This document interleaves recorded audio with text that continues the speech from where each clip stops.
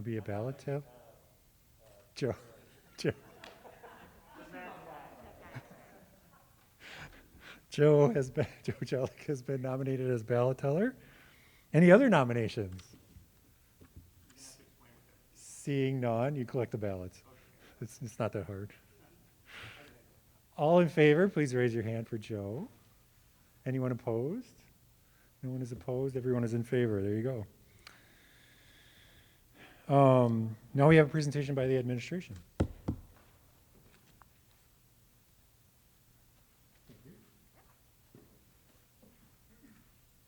I take this out of here? Is that okay?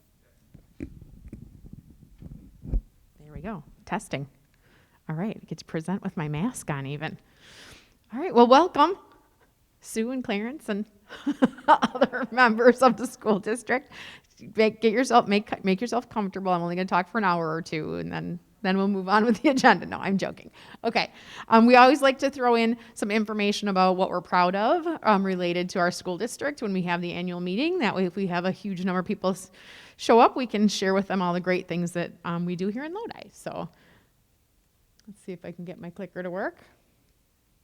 There it goes. So the way that this presentation is organized is our board goals. The board sets goals for about a 2-year span, and then we revisit them and look at our progress and then reset them or extend them or make new goals. So this is just organized in terms of what have we accomplished related to each of those goals. So one of our board goals for the last few years has been related to STEAM, so science, technology, engineering, arts, and mathematics. And this was the goal that was written. So it was about integrating STEAM learning opportunities into all grades, which we have done. So Tyler was kind enough to put a whole bunch of pictures together for us related to STEAM. Okay, I might have to go to my manual. There we go. First of all, cutting edge technology in Lodi, if we would not have had the amount of technology we had last spring, I really don't know where we would have been in trying to educate all of our students at home. So we really had a leg up in terms of cutting edge, having that technology on hand and having it ready to be deployed immediately.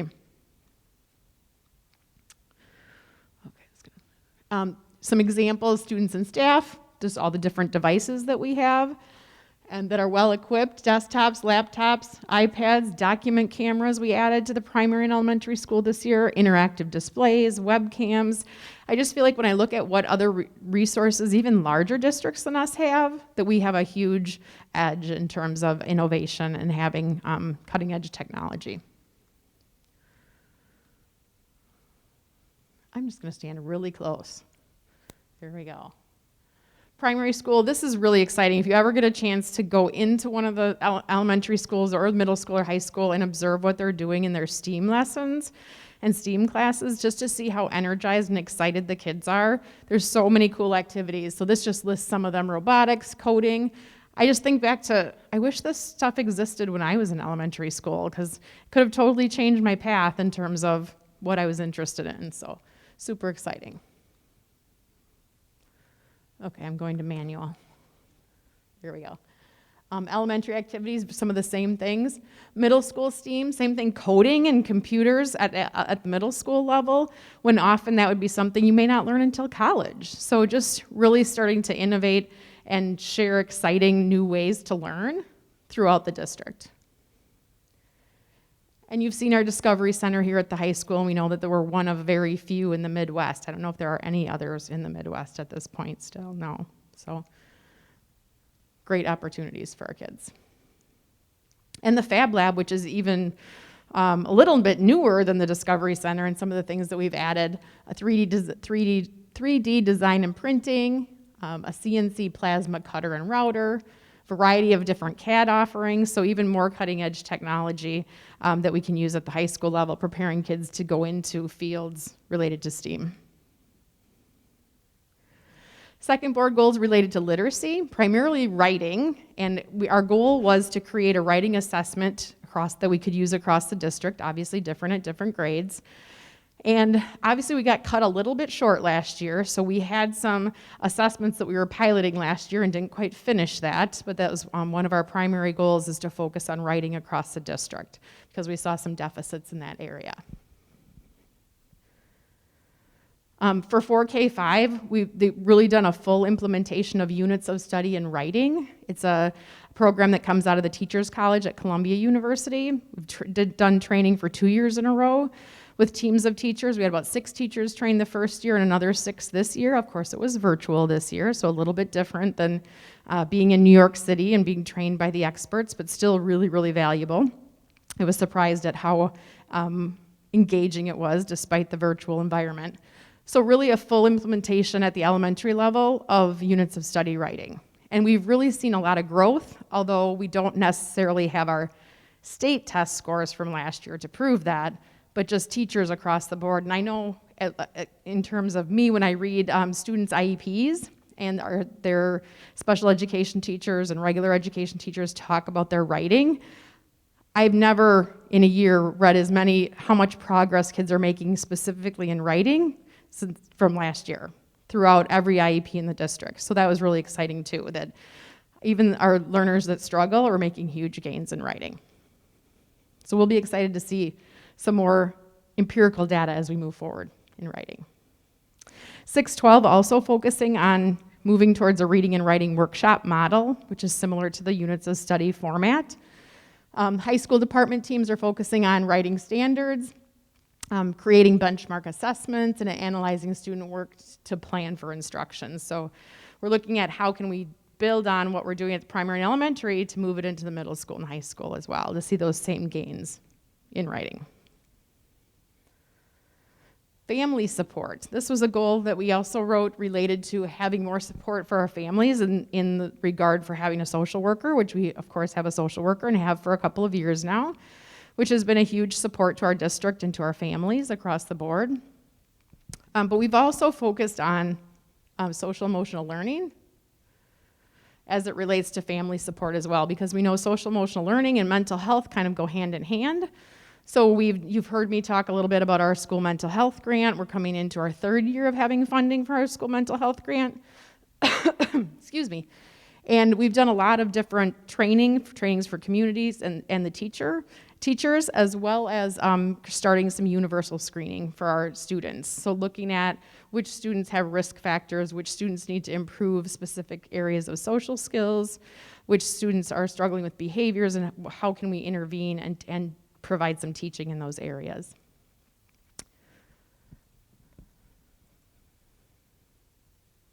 And just a little graphic that shows those different pieces of the social emotional learning that we focus on. Social awareness, relationship skills, responsible decision making, self-management, and self-awareness, and how that ties into all the other pieces that we work with kids on related to social emotional learning in their school, in setting, in the community setting as well. So that's my area of focus. So I will turn it over to Nick, I believe, is going to jump in and talk about the ACT goal. Oh, Joe, are you going to do it? Yep, I can start. There you Do you want to run the? Sure. Yep. Thanks, Tiffany. First of all, ACT goal, the Board of Education Administration staff will continue to focus on academic achievement in order to improve district ACT scores. So there's some things that we looked at, if you want to go to the next slide.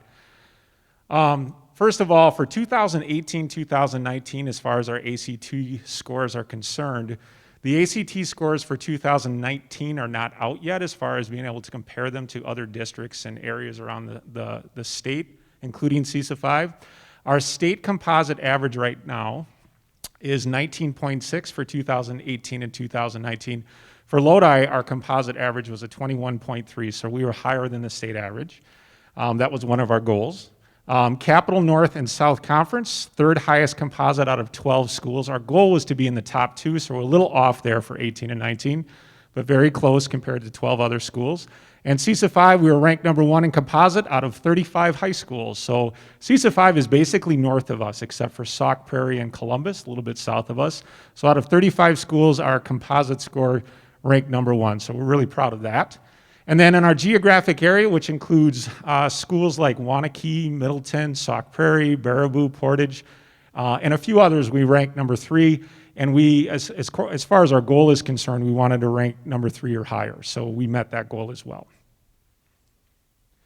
Next thing, we have 5 AP classes that are offered to our students this semester, and then we'll have 5 AP classes offered next semester. And ever since 2009, if you look at this graph, you can see that there was an increase in, first of all, the number of students that were taking AP classes. So the total AP students taking tests, if you look at the blue line, you can see that's gone up from 2009 all the way to 2020. The number of exams that have been taken, you can see that has risen significantly because the number of students has risen. And then AP students with scores of 3 or higher. If you look at that stat, obviously we're going to have more students taking the exam. The chances of more people or more students getting at least a 3 or higher is going to increase. And then the percentage of total has stayed pretty steady. It's gone up a little bit. And then the overall scores, number of students, or the overall statistics for 1920, 168 students taking the test, 238 tests taken, and then the AP students with scores of 3 or higher, 133, and then the total with a score of 3 or higher, which means you can get credits in college for most schools, 3, 4s, or 5s if you get that score, almost 80%. I can speak to my own son who started to take AP classes, my oldest, when he was a freshman. He was the first class that could take an AP Human Geography class. And I can tell you that both of my sons have really benefited. Regardless if they got 3 or higher, the rigor of those classes is much higher than some of the other classes that they might take. So it really benefited them once they got to college. Okay, I think it's Nick next.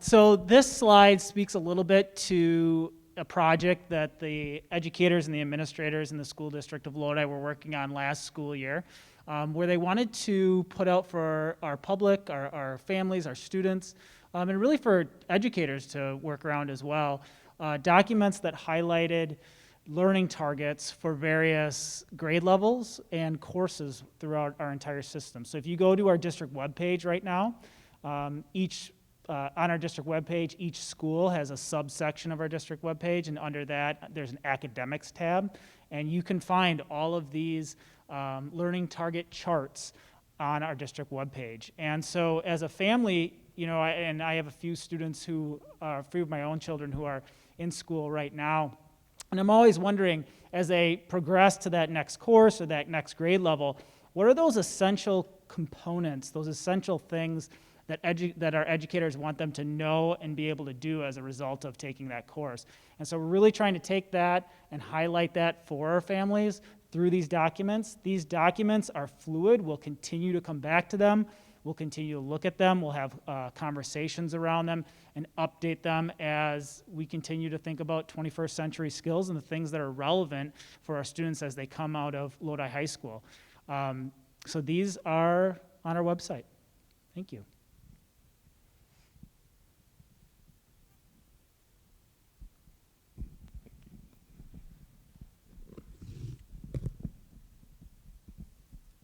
My new best friend. Wipes and sanitizer. So the stadium project, I'm going to talk about it just briefly. For those of you who haven't had a chance to walk out there and take a look at that stadium, please do, or drive by when there's on tomorrow night or Friday night when the football team's out there having their contact days and see it all lit up and people on it. So this is just such a great example of what happens when the community and the district come together around a shared purpose. Right, so the district put down the first $500,000 for this and asked the community to match it, and the community did. And again, obviously timing worked out really well. We kind of ended our fundraising just before the pandemic hit, and we're able to get this done this summer. And it will allow us this spring, when we hopefully we moved most of our fall athletics to the spring, will provide a surface for us to practice and play on. So it's just a great opportunity for our student athletes and our musicians. Just watching how this fall weather at the beginning of the fall started, we would have had some games that would have been canceled or moved because of weather. Now that's not going to happen. So again, just a great testament to everything that our district has done and how our community came forward and has supported this district in everything that they've tried to do.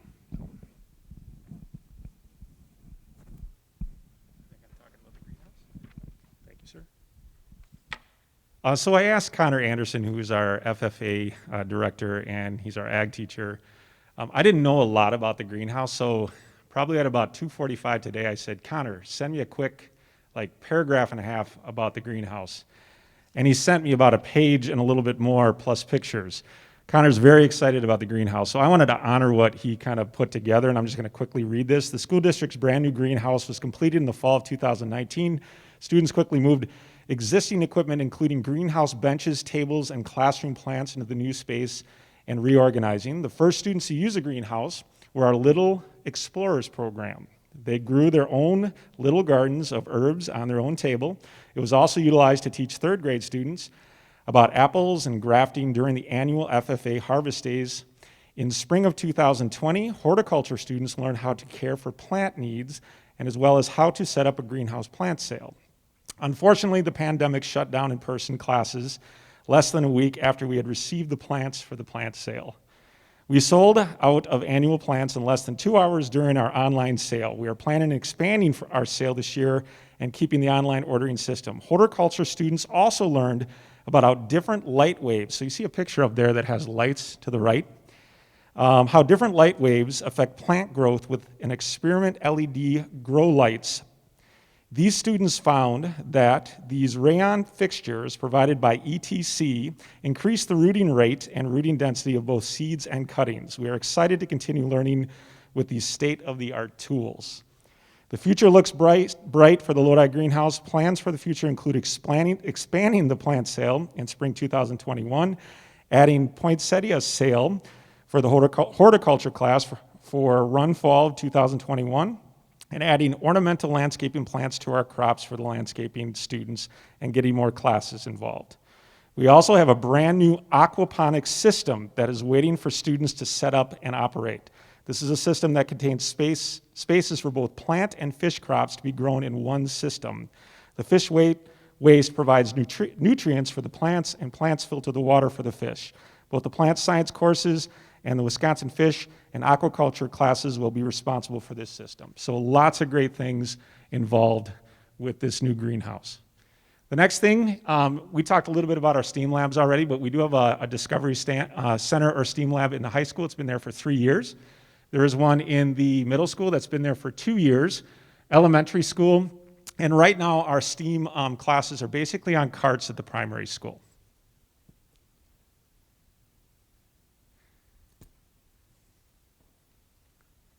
I'm going to hand the mic over to Mike Pisani, our elementary principal.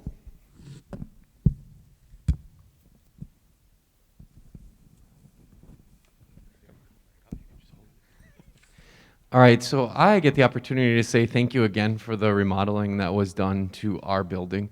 So those of you, pretty much everybody knows that it was a high school at one point. After the high school was built, it shifted over to the elementary school, and we've been there for a while now, and during the renovation, we made some major changes. So the biggest change was the OSC area, which is in the bottom left-hand corner.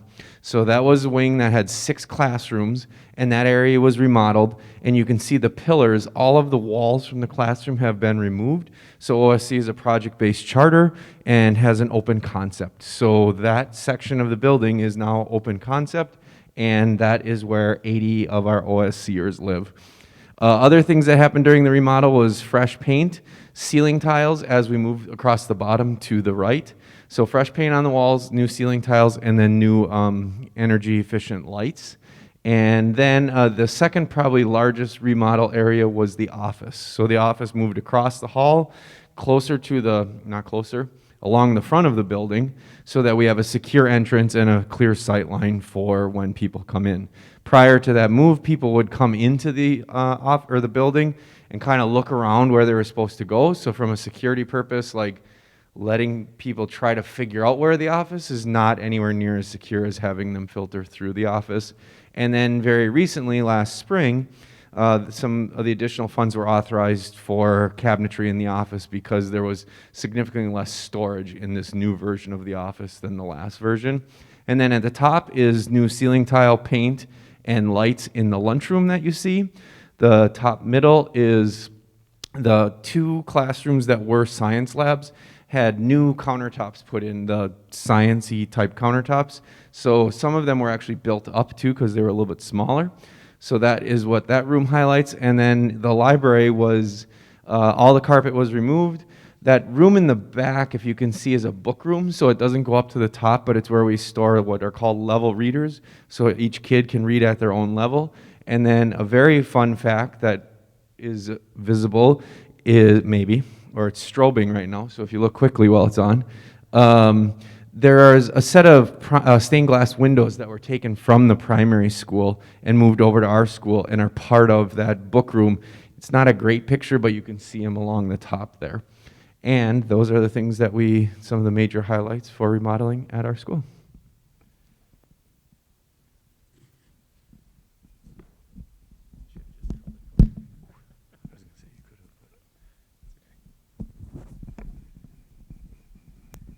Thanks, Mike.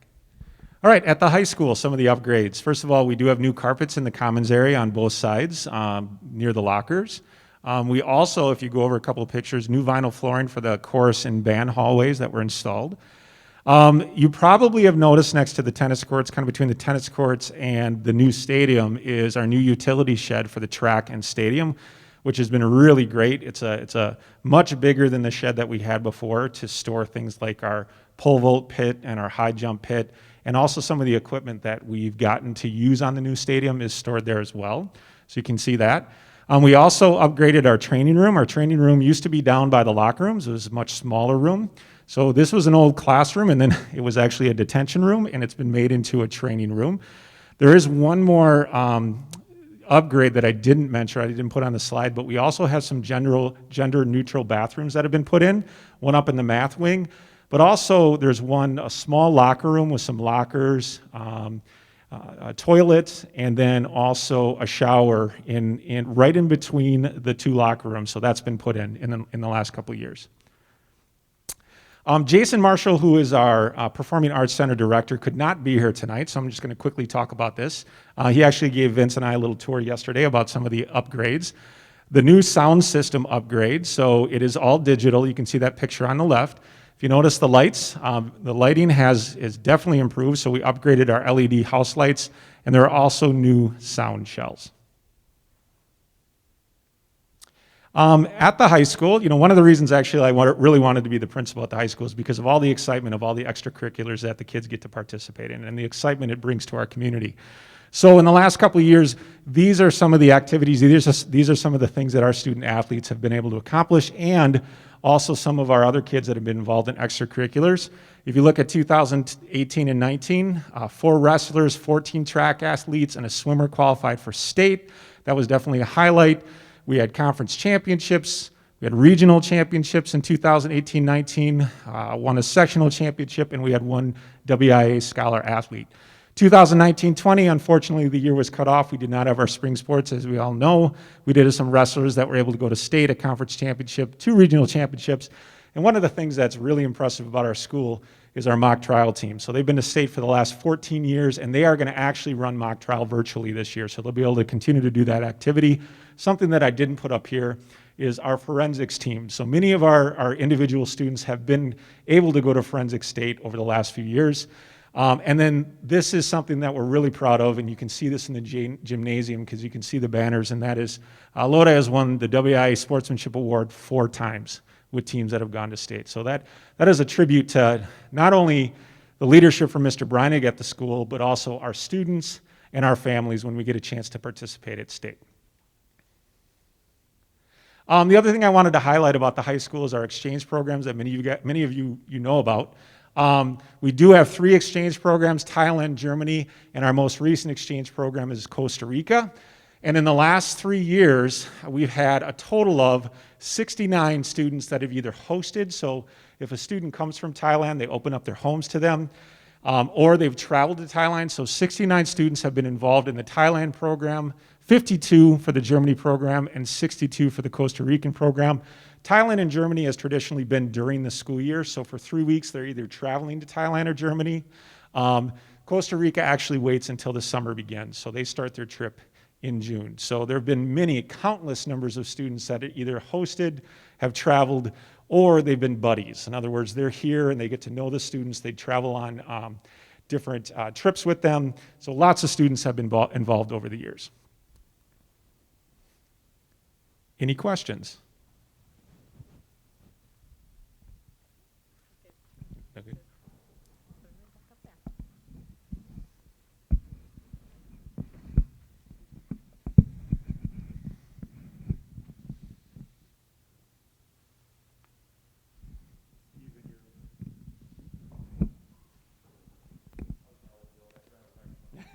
You're going to probably need to clean it off for you. There you go, Steve. All right, well, while we're getting the slides going, so when we go through the treasurer's report, one of the things we want to make sure as a district that we're always doing is keeping our commitments to our students, to our staff, to our vendors, and making sure that all of our bills can be paid on time and that we're able to, again, just make sure that we're keeping up with all those commitments. You've just seen where we're keeping up with the commitments for our students. This last spring, we kept commitments with our staff by making sure that we were always paying those bills, even when we were on the COVID break. And we'll see some of the things that we had to do this year, but actually it ended up a very good year. Fund 10, which is our general operations fund, which you can see there on the top line, we actually closed the year with a $141,000 surplus.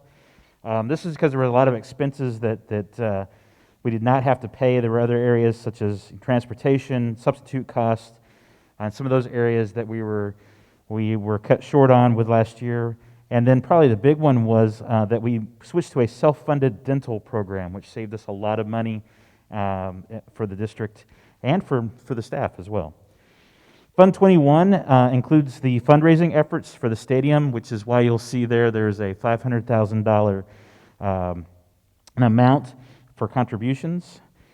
Fund 27 is required by the Department of Public Safety to end with a zero balance. That's our special education fund. And so that one we zeroed out, which was good. Fund 40 had a remaining expenses for the new primary school referendum, as well as the remaining contingency and interest earning spendings. These expenses in this account were board-guided discretionary spending items linked to the referendum. So that's all of our referendum, all the great stuff that you just saw happening. With Fund 50, which is our food service fund, for many years we've been running a surplus in that, and this last year we lost $118,000. But the good news is that we provided meals, and I don't remember what the total number of meals were, but plenty of meals throughout the spring and even into the summer to help with families that did not get the food that they need to get through the district normally. Let's see, Funds 60 and 70 are fiduciary funds where the district only houses money for pupil activity accounts and scholarships to be distributed by those entities. And then Fund 80, which is our community service fund, we did not realize the expenses that we were hoping to this year because of the closures of the pool and discontinuing other programs. So overall, again, I think we ended up very well, and things are looking pretty good.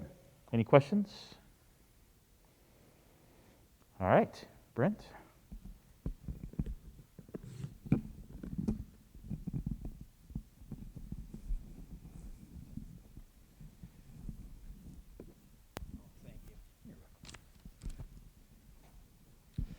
Well, in a general meeting, I would introduce myself as Brent Richter, but I think you all know me, so I do want to tell you a couple things. First off, one is that the numbers that are in this booklet are reflective of what we posted and had to by posting guidelines last week, but I've been updating the numbers, and so the numbers that are reflected in the tax levy are updated here, and the motions at the end of this presentation and at the end of the booklet are accurate.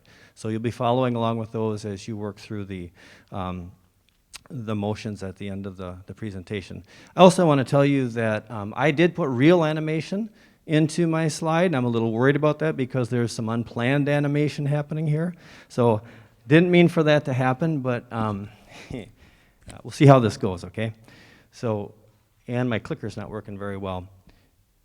I'm going to kind of move pretty quickly since we don't have that many of our, community here, and most of you have a good feel for what's happening. General fund, as Stephen talked about, is the main fund, the biggest fund that we have. Fund accounting is the method of accounting that we have provided by the DPI. For us, our revenues for the coming year are predicted to be about $19.35 million. Most of our revenues come from property taxes or local sources. We do get about 36% of our total revenue stream from state sources, state aid. Expense side, we are projecting a deficit this year, over $100,000. That is a moving target. I'll talk a little bit more about that in a couple slides down the road, but majority of in all schools do spend most of their money on salaries and benefits. And so, as you can see by our graph on the right, there's about 62%, I think, up there that's dedicated in Fund 10 right to salaries and benefits. Also, the transfers on the top, the 12%, is directly transferred into Fund 27, which supports also salaries and benefits. So basically, salaries and benefits are about 75% of a budget. The next biggest area, purchase services, and you'd probably recognize transportation, heating, those kinds of things for purchase services.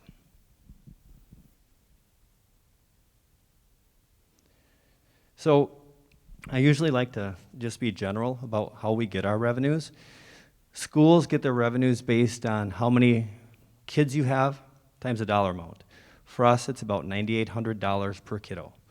And it's very interesting. This is one of my favorite things to study and analyze. I sometimes think I missed the boat. I wish I would have been in urban planning or demographic studies, those kinds of things, because I love to see what's happening in Madison. Madison area is an extremely exciting place to have watched for the last 35 years. How did that happen? But Lodi itself is in what we call a second tier structure, a second ring around Madison. Madison itself has been fairly stable over the last 30 years, but the first tier, Waunakee, Middleton, Sun Prairie, Oregon, have exploded in population. Meanwhile, as you can see by this graph, schools in the second tier have struggled a little bit, and of course, more rural communities have even struggled more. I would have loved to have been here in the 90s to watch Lodi grow. And so you can see in about 07, 08, we topped out in enrollment, and we have been on a decline for the last 10 years or so. Last year we did see a little bit of an uptick, but this year we did see about 28 kids reduction in our student count, and my understanding is most of those are for students that have open enrolled out or are attending private schools.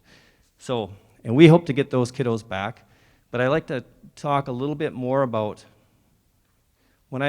so ideally, if you're in school finance, what you like to see is just a steady growth pattern. And this way, revenues can continue to increase, and then we can track expenses behind them. I have not presented with a mask, so I'm like doing my best to, you guys know what I'm talking about, to breathe and, whew. So we have a subscription to a very powerful software called Forecast 5, and there's a lot of data that we can extract from that particular software. One that I like to look at is our class size. In 2007, you can see that we were at about 121 kids on the average per class, and first grade, in this case, we'll track these guys forward. They graduated in 2018. So that was a big class for us. They grew through the length of their time here. But you can see that we were pretty even with some larger classes in the high school. And there are five graphs I'm going to show you, and they increased by 3 years. In 2010, you can start to see the pattern happening. And of course, that's just a couple years after the economic downturn in 2008. So if we follow the class size in Lodi, you can see we start to decline. And so now in 2013, that was a great year for us, right? State baseball championship, our ACT scores were through the roof. It was an awesome time for the high school and our district. You can see that our high school still has big classes. And then we really start to see the new trend, the new Lodi in 2016. At 103 kids per class, and we came from 121 just 9 years earlier. And our newest look, which is last year's data, we're at about 101 kids per class last year. And we have that one class that rolled out. And so next year we will be at about 100 kids per class. That's the new Lodi. And 10, 15 years ago we were talking about continued growth. But we hope that we are rebounding, and we are starting to see increased and sustained increase. One of the things that happens when you lose kids is you lose state aid. And so the hard part about losing state aid is that it's offset by property tax. So while we've lost about 15% of our revenues in state aid, that has been tacked onto our property tax. Of course, we've had to support our revenues with referendum as well. Just quickly, and I'm not going to talk a lot about this, but the rest of the funds, the fund that I'm worried I watch the most is Fund 50 right now. That we've done a wonderful service to our community by feeding our families in need. This will be the end of our fund balance in Fund 50, so we have to make some decisions as a district how to support our food service program and yet support our families.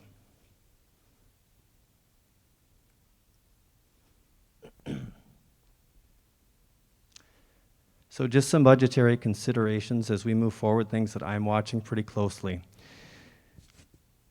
We need to keep an eye on funding for safety of our students and our staff.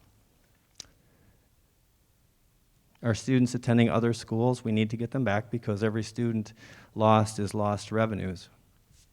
A continual shifting budget, which is tough to track and tough to stay on top of, but transportation is one example where we are supporting our transportation provider, but they aren't necessarily running full operation.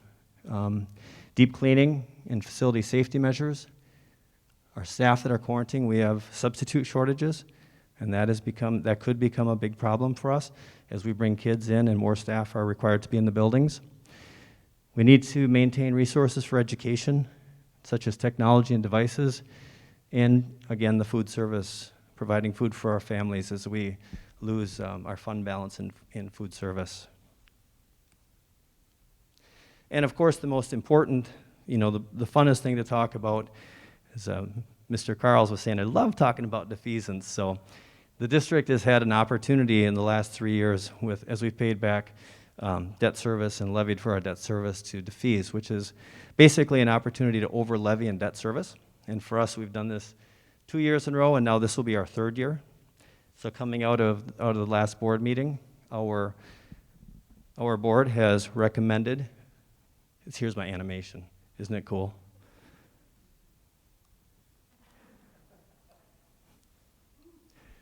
I should still be a teacher, wouldn't that be awesome?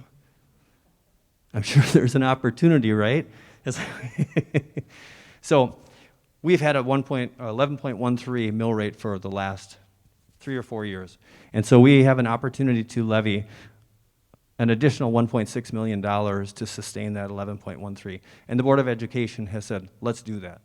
Let's go ahead and do that. We'll have flat taxes. What we can show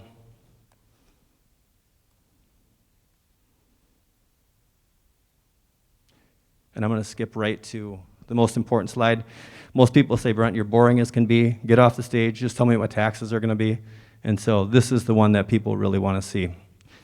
So if you just said, Brent, just tell us the bottom line. This is the bottom line. If you can see, I have 3 years of mill rates and property taxes. If your property was, for example, $300,000, you would see potentially, now this is grander scheme, right? This is what we send out to all the municipalities, that interplay between the towns and the villages. I don't know how that all, I do know how it gets disseminated, but for general purposes, this is what we send out to all of our municipalities. And so theoretically, it's a flat tax from year to year.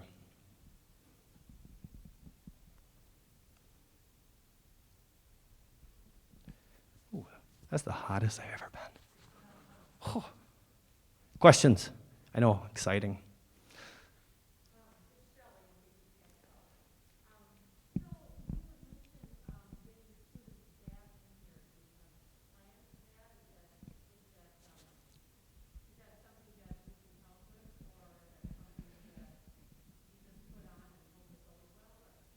Well, I could start the response to that, but anybody else, and I'm sure Mr. Breinig wants to start to talk about that as well.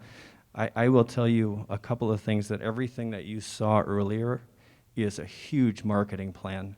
Another, from my perspective with urban planning, is that Lodi, when we started to rebound in 2008, was the first community in Columbia County to see housing upstarts.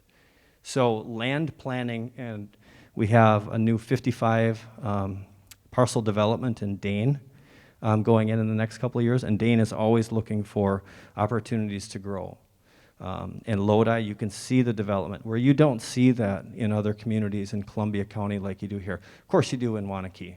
You know, they have a phase plan for the next 10 years. But do you want to speak to this?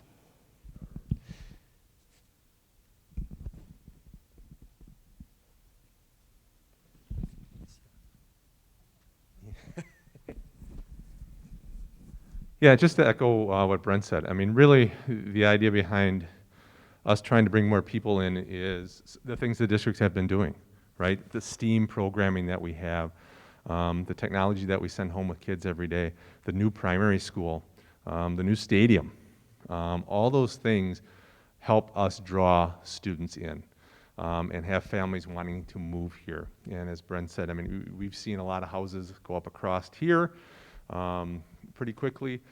There's one building getting built right across the street right now, but there's that new housing development in Dane.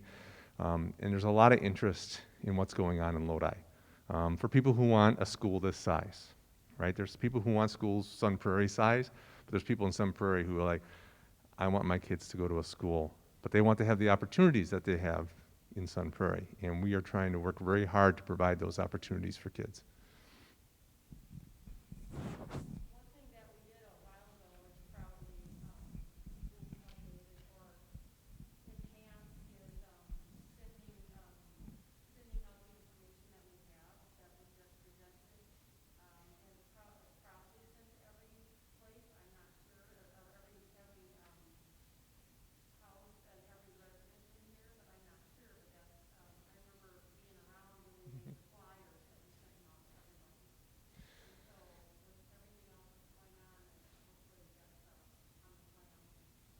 Yeah, it's something we've done in the past where we've put together a flyer, an updated one, and sent out to realtors and put them in the clinic and other places as well. And that's something we will update as we get students back into school in person. So right now it'd be difficult to put that together, but as we get kids back into school, we will continue to look at how do we promote our district. We have a social media company as well, and look at trying to promote our district, not just in paper, but digitally as well. So there's things being posted on every day in regards to our district to try to engage our community and the wider community and make us an attractive place for people to land.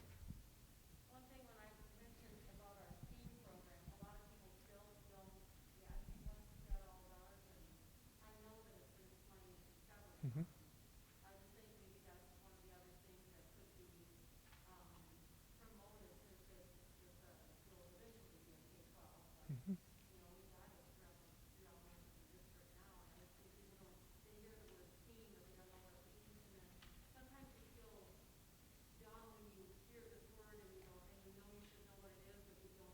Mm-hmm.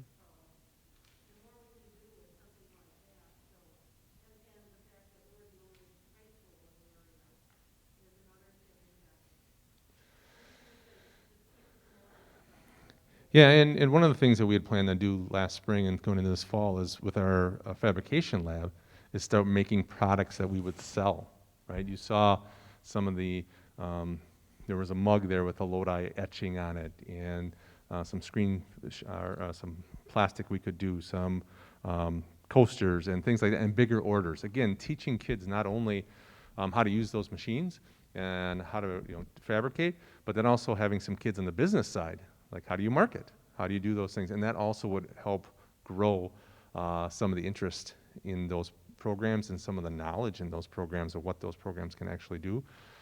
Again, right now we don't have kids in person, so it's hard for us that we're not using those machines until we get them back in.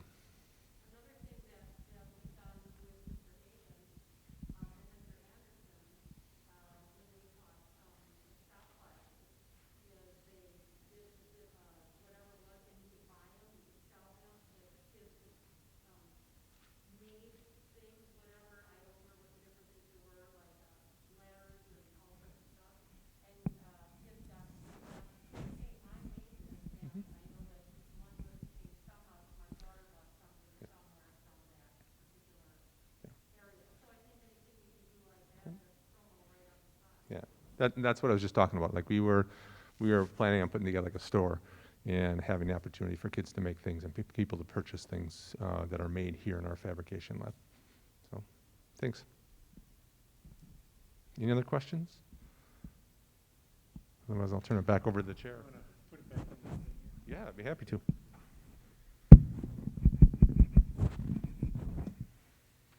Thank you. Okay, we'll do the budget hearing part of the meeting. So now is the time to call for someone to make resolutions. First resolution is on page 19 of the booklet that you picked up when you came in.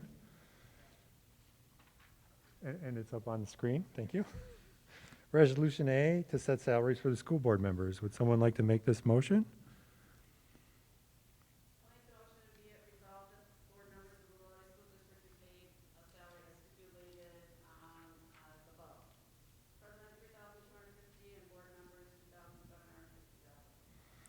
Motion is made by Sue Miller. Does anybody want to second that motion?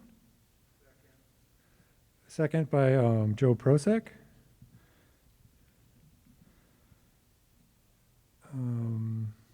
Okay, let's do a show of hands. Would anybody like to do a paper ballot? Raise your hand if you'd like to do paper ballots. Seeing no hands, we will do a show of hands for approval. We'll take a vote on this one. Please raise your hand if it's a yes vote.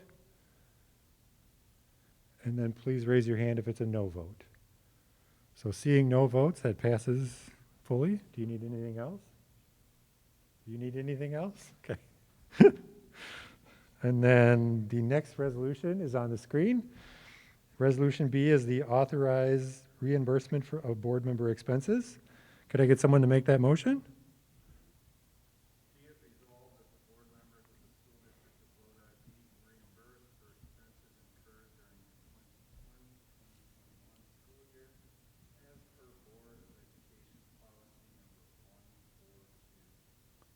Motion by Joe Prosek. Would someone like to second that motion?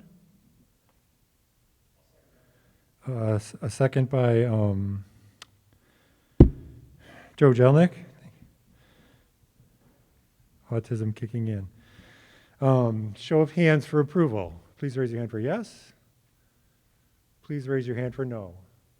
Okay, the yeses have it. That is approved.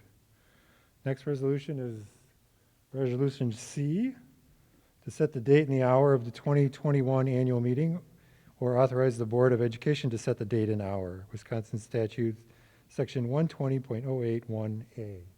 Would someone like to make that resolution?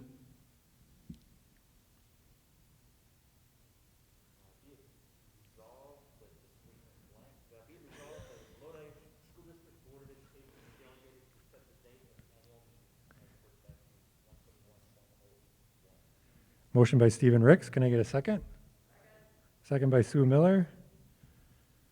Do a show of hands for approval. Anyone approving? And then show of hands for anyone disapproving. Okay, the ayes have it. That one passes also. And the last one is Resolution D, to adopt the 2020-2021 tax levy. Someone like to make that motion?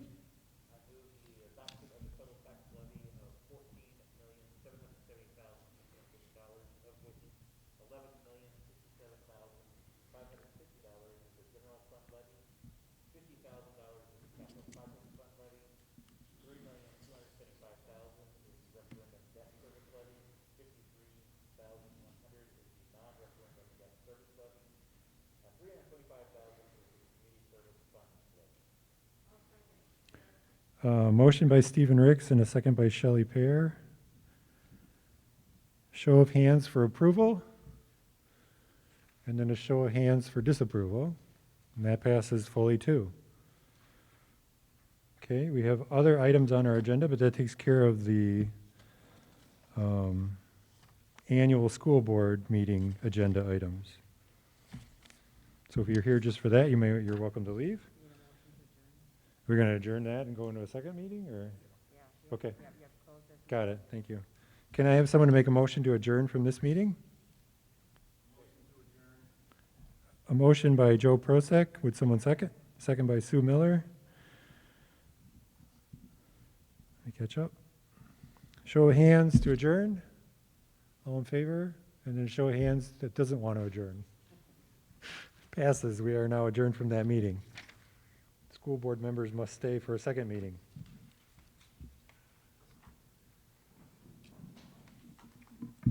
Thank you, everyone.